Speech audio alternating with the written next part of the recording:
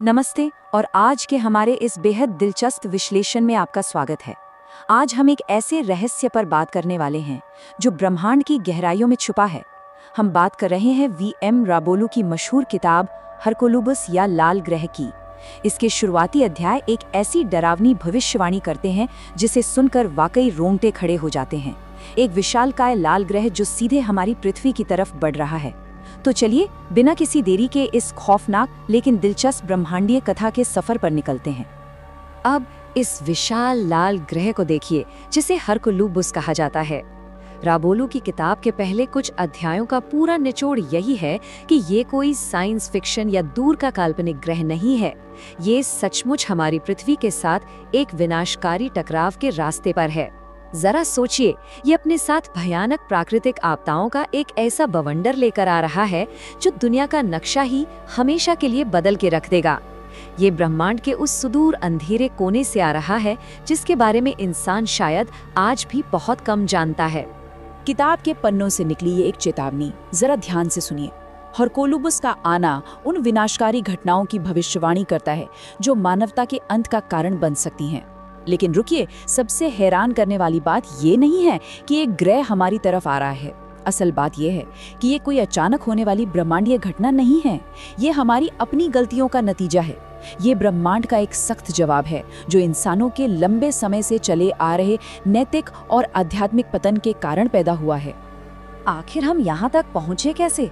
मानवता के पतन की ये कहानी कोई आज की नहीं है, बल्कि ये तो दशकों पहले ही शुरू हो गई थी, जब हमने करुणा और निस्वार्थ भाव जैसे अपने सबसे मूल मानवीय गुणों से नाता तोड़ लिया था। फिर हाल के कुछ सालों में आप खुद देख सकते हैं कि कैसे भौतिकवाद और स्वार्थ हम पर पूरी तरह से हावी हो गए। और आज नतीजा ये है कि हमारे इस लालच ने ब्रह्मांड के पूरे प्राकृतिक संतुलन को ही बिगाड़ कर रख दिया है। राबोलू का स्पष्ट मानना है कि ब्रह्मांड इसी असंतुलन को ठीक करने के लिए, या यूं कहें कि एक सजा के तौर पर, इस लाल ग्रह को भेज रहा है। तो सवाल ये उठता है कि क्या इस आने वाली विनाश से बचने का कोई रास्ता भी है? किताब के बीच के अध्यायों में राबोलू एक बहुत ही रहस्यमयी और अनोखी अवधारणा पेश करते हैं, द एस्ट्रल की या सूक्ष्म शरीर की यात्रा। यह अपने इस भौतिक शरीर से परे जाकर ब्रह्मांड के उन अंधेरे और जटिल रहस्यों को समझने की एक प्रक्रिया है। यहाँ एस्ट्रल प्रोजेक्शन सिर्फ कोई जादू या रहस्य नहीं है, बल्कि यह तो आने वाले इन खतरनाक बदलावों को समझने और खुद को बचाने का सबसे अहम टूल है। राबोलू ने अपनी किताब में इसे एक मैनुअल की तरह समझाया है, जिसमें सूक्ष्म यात्रा के कुछ बेहद जरूरी कदम विस्तार से बताए गए हैं। इसकी शुरुआत होती है गहरे आत्मचिंतन और आध्यात्मिक शुद्धि से। इसके बाद शरीर में ऊर्जा के सही संचार के लिए कुछ खास मंत्रों और सांस लेने की तकनीकों का इस्तेमाल किया जाता है। और फिर अंत में अपनी भौतिक सीमाओं को तोड़कर सूक्ष्म लोकों यानी एस्ट्रल रेल्म्स की यात्रा की जाती है।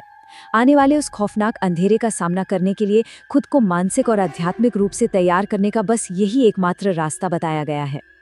अब जैसे जैसे ये लाल ग्रह हमारी ओर बढ़ रहा है, कहानी में एक बहुत बड़ा और बेहद दिलचस्प सवाल खड़ा होता है।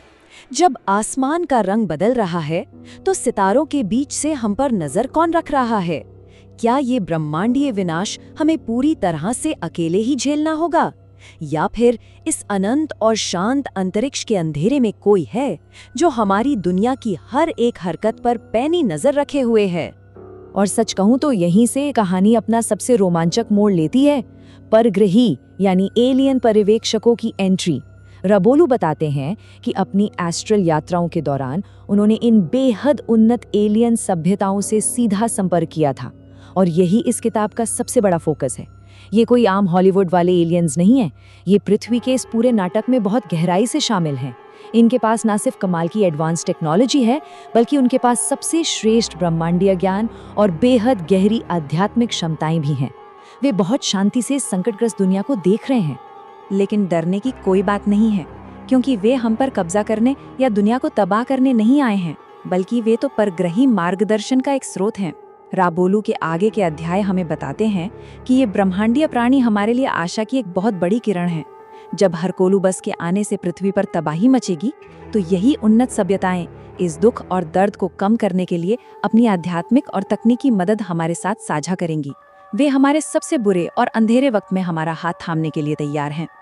ये पूरी कहानी दो बहुत ही अलग पहलुओं के बीच एक गहरा विरोधाभास पेश करती है। जरा सोचिए, एक तरफ तो उस विशाल लाल ग्रह से पृथ्वी के विनाश का भयानक खतरा हमारे सिर पर मंडरा रहा है, और दूसरी तरफ ब्रह्मांडीय ज्ञान और आध्यात्मिक चेतना का एक असीमित खजाना है जो ये एलियन सभ्यताएं हमें देने को तैयार हैं।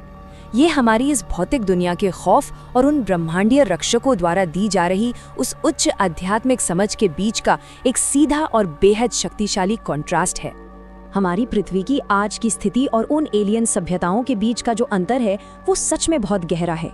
यहाँ पृथ्वी पर हम क्या देख रहे हैं? सिर्फ भौतिकवाद, नैतिक पतन और आने वाली प्राकृतिक आपदाओं का डर, मतलब चारों तरफ पूरी तरह से अराजकता। इसके उलट इन परग्रही प्राणियों के जीवन में एक अद्भुत एकता है, सबसे उन्नत तकनीक है और एक ऐसी जीवन शैली है जो आध्यात्मिक रूप से बेहद मजबूत है। राबोलू का मुख्य संदेश भी यही है कि अगर हमें बचना है तो हमें इन एलियन सभ्यताओं से सीखना ही होगा और उनके जैसे सद्भाव के साथ रहना शुरू करना होगा। तो फिर इस अंत की तैयारी आखिर कैसे की जाए? किताब के अंतिम अध्यायों में जीवित रहने के लिए कुछ बहुत ही व्यावहारिक और जरूरी उपाय बताए गए हैं। शारीरिक बचाव के लिए आपको खराब न होने वाला भोजन, साफ पानी और मेडिकल किट जमा करना होगा। लेकिन सिर्फ इतना काफी नहीं है। आध्यात्मिक मजबूती के लिए ध्यान और मंत्रों का रोजाना अभ्यास भी उतना ही जरूरी है। और सबसे अहम बात, हमें ऐसे मजबूत और लचीले समुदायों का निर्माण करना होगा जो इस आने वाले महासंकट में एक दूसरे का सहारा बन सकें। इस पूरे ब्रह्मांडीय वृत्तांत का अगर कोई सबसे महत्वपूर्ण संदेश है तो वो ये है, ये प्राणी आध्यात्मिक और तकनीकी प्रगति की सबसे ऊंची मंजिलों का प्रतीक है, जो हमें एक चेतावनी और आशा की किरण दोनों एक साथ प्रदान करते हैं। आसमान में मौजूद वो लाल खतरा भले ही आज हमारी रूह कंपा दे, लेकिन इन परग्रही प्राणियों के सही मार्गदर्शन और हमारी खुद की आध्यात्मिक प्रगति के जरिए इस विनाश से पार पाने का रास्ता आज भी खुला हुआ है। इस पूरी चर्चा के अंत में हम एक बहुत ही गहरे और विचारोत्तेजक सवाल पर आकर रुकते हैं।